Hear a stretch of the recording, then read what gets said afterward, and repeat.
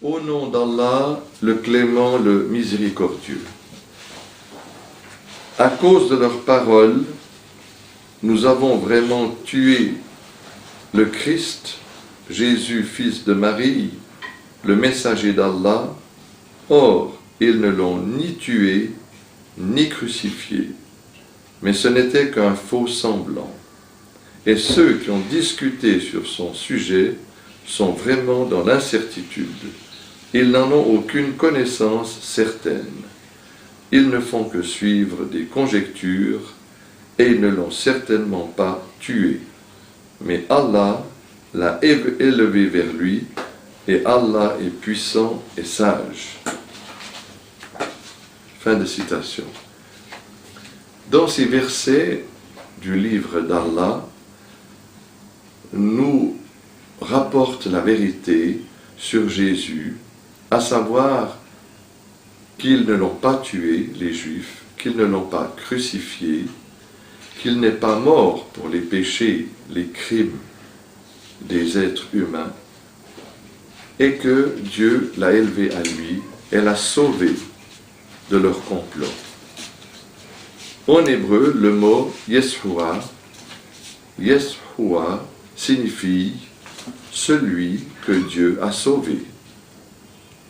C'est pourquoi ce verset du livre d'Allah est tout à fait en accord avec le nom de Jésus en hébreu, Yeshua, qui signifie « celui que Dieu a sauvé ».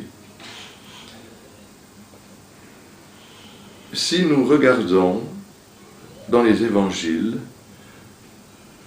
nous verrons que le rite de l'Eucharistie, qui consiste à prendre du vin et à le boire, ainsi que du pain, après que le prêtre ait adressé une prière à son Seigneur, afin que ce vin devienne le sang de Jésus et ce pain devienne le corps de Jésus, ce rite de l'Eucharistie, qui est la base de la religion chrétienne, n'a été cité que dans l'évangile de Jean et était absent dans les autres évangiles. Et aussi lors de ce repas, où Jésus aurait, selon l'évangile de Jean, donné l'ordre à ses disciples d'accomplir ce rite en souvenir de ce sacrifice, lorsque Jésus va prendre le pain et tremper ce pain dans le vin et va le donner à Judas, au moment où Judas va manger cela, il est écrit que Satan est entré en lui.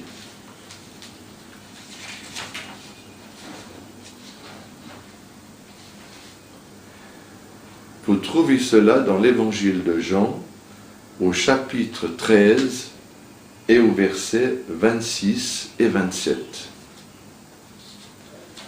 Or, nous savons que dans le Coran, le vin est une œuvre de Satan. Dans la sourate « La table servie », la sourate numéro 5, au verset 91. Et dans le livre de la Bible Habakkuk, chapitre 2, versets 15 et 16, il est écrit que le vin conduit au malheur.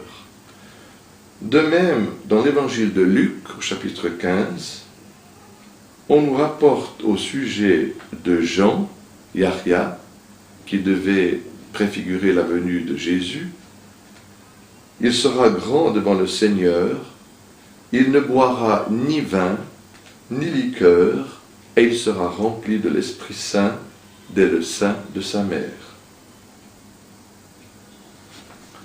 La doctrine de l'Église qui nous enseigne que c'est un acte d'amour que Dieu a fait en offrant son Fils en sacrifice, cet acte d'amour ne l'est pas pour Jésus.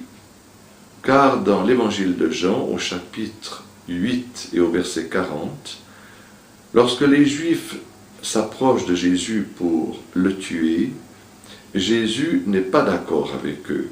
Il n'accepte pas cela. Et les Juifs lui disent, mais nous ne sommes pas des enfants illégitimes, notre Père est Dieu. Et Jésus leur dit, si vraiment votre Père était Dieu, vous ne chercheriez pas à me tuer, et vous m'aimeriez, car je viens de la part de Dieu. Je ne suis qu'un homme qui vous apporte la vérité. Mais votre Père véritable, c'est le diable. Et vous faites les œuvres de votre Père, et il était le premier des meurtriers. Nous voyons dans ces versets que l'œuvre de tuer Jésus n'est pas une œuvre de miséricorde divine, mais une œuvre du démon. Et nous voyons aussi que le vin, étant aussi une œuvre du démon, nous font comprendre que cette histoire de la crucifixion est une pure invention. Mais il y a encore beaucoup d'autres preuves.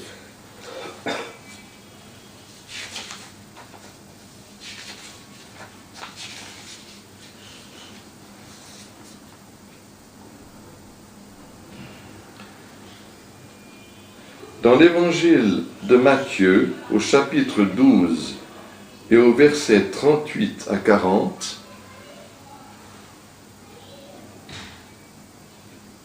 les scribes et les pharisiens juifs viennent à Jésus et lui demandent un miracle. Bien que dans les autres évangiles, Jésus ait fait beaucoup de miracles, Jésus va leur tenir ses propos. « Maître, nous voudrions te faire voir un miracle. » Il répondit, « Cette génération méchante et adultère demande un miracle, mais il ne lui sera pas donné d'autre que celui du prophète Jonas. Car de même que Jonas fut 3 jours et 3 nuits dans le ventre du grand poisson, ainsi le Fils de l'homme sera dans le sein de la terre 3 jours et 3 nuits. » Fin de citation. Cependant, nous savons que Jonas est resté 3 jours et 3 nuits dans le ventre du poisson, mais il était vivant. Il invoquait son Seigneur. Or, les 4 évangiles nous rapportent que Jésus a été crucifié le vendredi, puis le corps était descendu le vendredi soir, la veille du samedi, car c'était le sabbat, et les 4 évangiles nous disent que Jésus avait quitté sa tombe, était ressuscité le dimanche avant le lever du soleil. Donc la vérité, c'est que Jésus est resté 1 jour en terre, avec 2 nuits seulement, et non pas 3 jours et 3 nuits. Or, les chrétiens qui savent quand même compter de 1 jusqu'à 3, dans leur fête, ont placé le vendredi saint, le jour de la crucifixion, et ont fixé le lundi matin la résurrection. Mais ce n'est pas pour le cas des 4 évangiles qui ne rapportent pas cela. Autre preuve que cet événement est une invention, car Jésus, parlant de la part de son Seigneur, ne pouvait que dire la vérité et ne pouvait pas se tromper, ni dire bien sûr des choses qui ne sont pas vraies.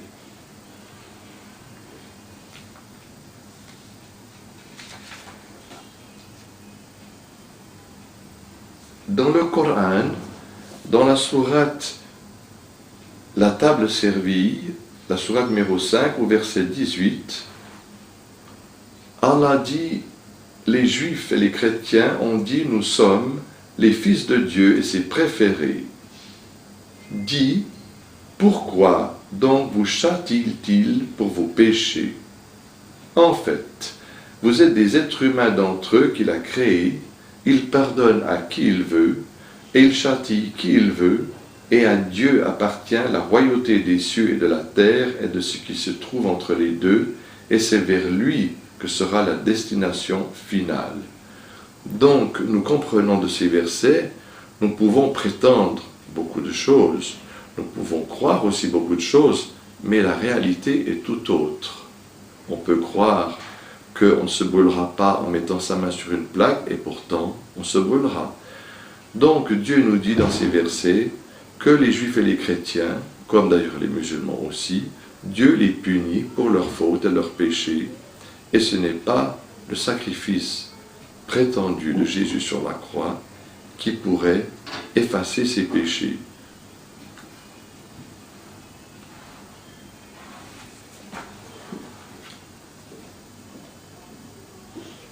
Nous trouvons aussi que Paul, dans l'épître aux Romains, au chapitre 3, au verset 23, dit ceci, je cite, « Car tous ont péché et tous sont privés de la gloire de Dieu sans aucune distinction. » Fin de citation. Donc, dans cette phrase attribuée à Paul, tout homme aurait péché. Et pourtant, Dieu, dans la Bible, a pardonné des péchés, et même des grands péchés, avant la venue de Jésus. Par exemple, vous avez dans le 2e livre de Samuel, au chapitre 11, les versets 2 à 27, l'histoire du prétendu adultère de David et du prétendu meurtre aussi de son général Uri afin de lui prendre sa femme. Et pourtant, vous lisez également dans le premier livre des rois, au chapitre 14, au verset 8, que Dieu dit « Tu n'es pas comme mon serviteur David, qui m'a toujours obéi à tous mes commandements et qui m'a suivi de tout son cœur. » Nous trouvons ici que malgré cet énorme péché qu'aurait commis David, qu'il n'a d'ailleurs jamais commis, étant un prophète protégé par Dieu parce qu'il est un messager, non seulement un roi, mais un prophète, comme le dit l'Acte des Apôtres, chapitre 2, verset 30, que cet immense péché qu'aurait commis David selon la Bible, Dieu lui a pardonné. Et il lui a pardonné de telle manière que c'est comme s'il ne l'avait jamais fait, s'il n'avait jamais fait l'adultère et jamais commis ce meurtre sans le sacrifice de Jésus. Vous voyez? Nous trouvons aussi dans la Bible une autre vérité. Dans l'évangile de Luc, au chapitre 1, au verset 5 et 7, il est écrit que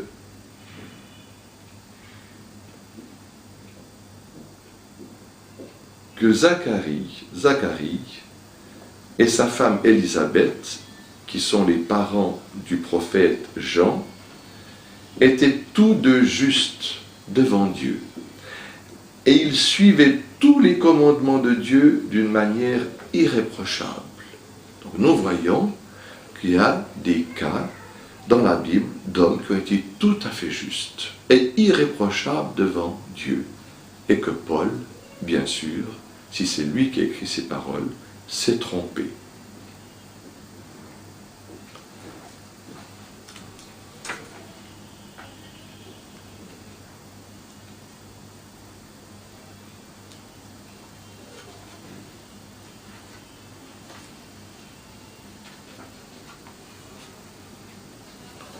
Vous savez que le Coran nous dit que c'est quelqu'un d'autre qui était sur la croix à la place de Jésus, qui avait pris ses traits.